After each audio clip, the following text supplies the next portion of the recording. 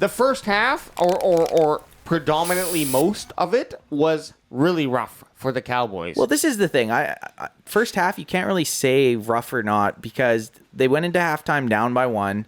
If it's a close game, the great thing about playing two halves in football is you get 15 minutes in between the first and second half to make adjustments. So as long as you're not down by say 2 or 3 touchdowns, even by 2, say even you are down by 2 touchdowns going into the second half, you still have lots of time. They didn't come out flying like they did the last couple of weeks, but it's tough to be mad about being down by 1 point going into halftime, in my opinion, against a 3-0 team.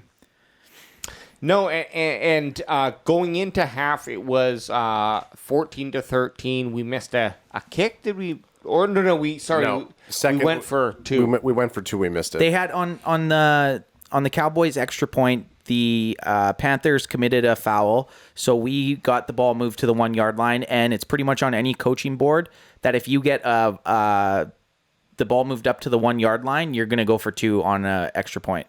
You're going to go for the 2-point conversion every time. And they went and they didn't get it. So we were on the wrong side of stats. They did, and they didn't. Yeah. Schultz was short. Oh yeah, that's right. Yeah. It was reviewed.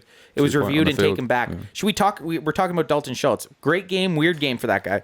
Yeah. So Schultz ended up with a pretty good stat line considering his position, but with the Cowboys, there was a lot of opportunity because of the injury.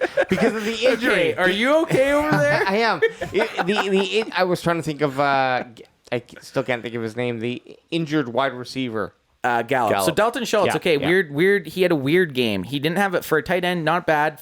6 catches for 58 yards and a touchdown, but it was the 2 fumbles. So he lost a fumble, which then got reviewed to say no fumble, and then on his very next catch, he got like Goldberg speared, and it was clearly a fumble. And I couldn't really hear what the announcers were saying because I had my stupid Sony 1990 headphones on. Which is weird because those Sony headphones are not noise canceling, so you should have been able to hear clear as day what was going on. Couldn't hear shit, but for whatever reason, his fumble that was clearly a fumble was not called, and it wasn't even reviewable. So the Cowboys ended up keeping the ball, which was a very strange play. Did you end up finding that highlight or no? No, I couldn't find out why. I'm sure we're gonna find out why. You know what though? Looking at those stats from the receivers, good problem to have when you got CD who only has 2 receptions for 13 yards, right? And you got other guys stepping up and you're scoring 36 points, right? That's a good problem to have. It's fucking crazy because you look at this rushing game, and it's just it kind of seemed like Zeke was getting shut down a little bit